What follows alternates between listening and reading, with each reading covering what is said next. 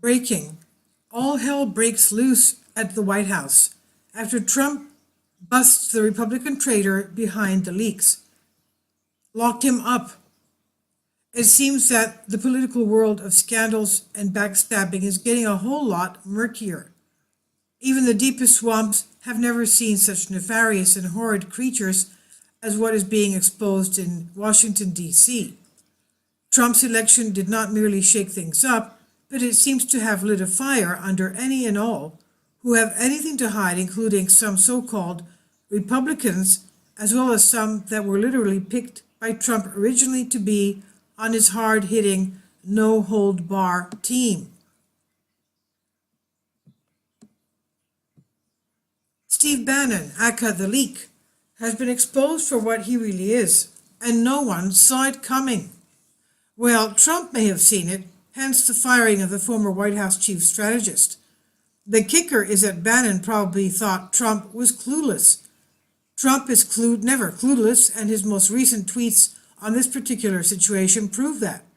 According to IJR, President Donald Trump issued a blistering statement on Wednesday in response to reports outlining highly critical statements made by former White House chief strategist Steve Bannon. Trump said, quote, "Steve Bannon has nothing to do with me or my presidency. When he was fired, he not only lost his job, he lost his mind." However, another interesting detail buried in this statement is the fact that the president identified Bannon as one of the leakers within his administration. Steve pretends to be at war with the media, which he calls the opposition party.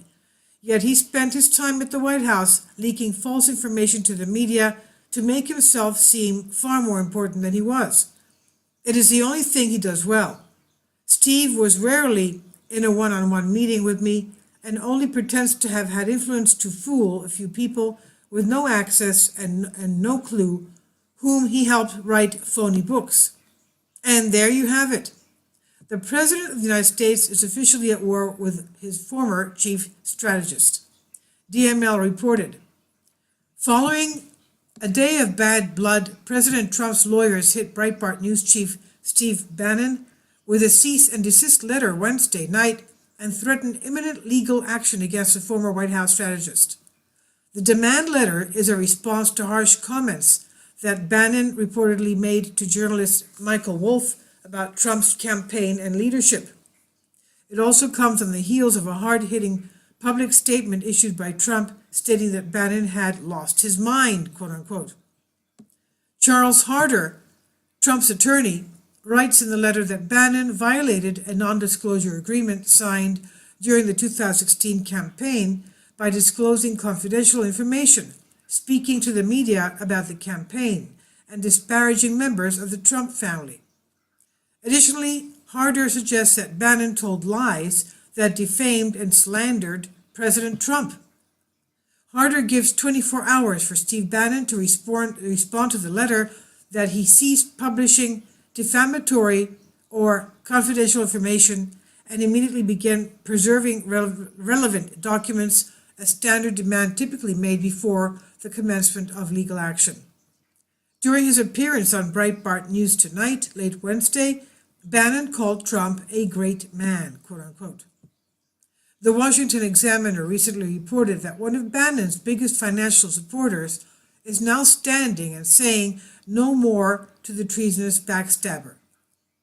Top Trump donor Rebecca Mercer cut ties with Steve Bannon after the former White House chief strategist reportedly said he would rely on Mercer's financial backing if he ever ran for president. So, even Steve Bannon wants to run for president. There you go. Mercer has been Bannon's primary donor for quite some time, but she's now stating that she will not provide financial support for Bannon's future endeavors, the Washington Post reported on Wednesday. Bannon is now back with Breitbart, but it is anyone's guess how long that will last, with him literally trying to take on our president. Quote, "The core consistency for Breitbart is what you would call the Trump deplorables. That's the audience. And if they're asked to choose between Steve and Trump, they're going to choose Trump. That's clear," end quote. A source familiar with with Breitbart's ownership said, according to the Post.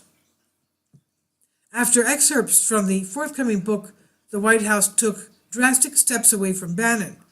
Quote, Fire and Fury Inside the Trump White House, end quote, by Michael Wolff, was published Wednesday and featured unflattering comments from Bannon about Trump's family.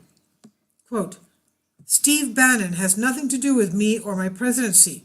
When he was fired, he not only lost his job, he lost his mind, end quote, Trump said in a statement on Wednesday. Quote, Steve was a staffer who worked for me after I had already won the nomination by defeating 17 candidates, often described as the most talented field ever assembled in the Republican Party, end quote. Sarah Sanders stood firm against many of the claims made by Bannon in those excerpts, like the suggestion that Donald Trump Jr.'s meeting with a Russian lawyer in June 2016 was treasonous and unpatriotic, quote unquote. Sanders stated that the accusation was ridiculous. She went on to say that Trump and Bannon have not spoken since early December. It may be time for Steve Bannon to just shut up and sit down. He has already lost a coveted position at the White House as well as his financial backer. If he is not smart, the next thing to go will be his job with Breitbart.